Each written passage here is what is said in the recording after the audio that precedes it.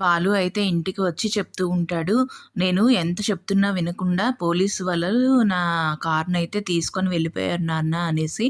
అయితే చెప్తూ బాధపడుతూ ఉంటాడు. అలా చెప్తూ ఉండేటప్పుడు ఇంకా మనోజ్ అయితే వస్తాడు.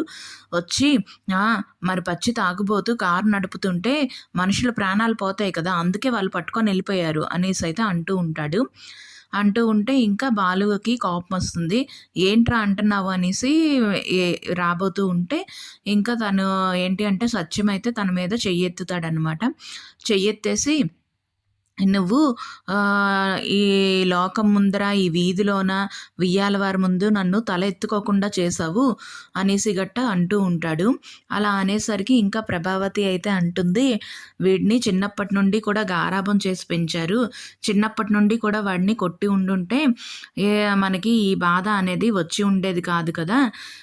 వాడు ఇలాగ తయారయ్యి ఉండేవాడు కాదు అనేసి అయితే ప్రభావతి అయితే అంటూ ఉంటుంది. ఇంకా బాలు ఏమో బాధపడుతూ ఉంటాడు. బాధపడుతూ ఇంకా మీనాకేమో అంటూ ఉంటాడు. మీనా నేనైతే ఏ తప్పు చేయలేదు మీనా. నేనేం తాగలేదు. నువ్వేనా నన్ను నమ్ము మీనా అనేసి అయితే అంటూ ఉంటాడు. అంటూ ఉన్నా కూడా మీనా ఏమో ఇంకా తన చెయ్యిని అయితే లాగేసుకుంటూ ఉంటుంది. ఆహ్, బా బాలు మాత్రం చాలా బాధపడుతూ ఉంటాడు. ఇంకా ప్రభావతిను సత్యం అయితే అలాగా కోప్పడుతూ ఉంటారనమాట బాలు మీద.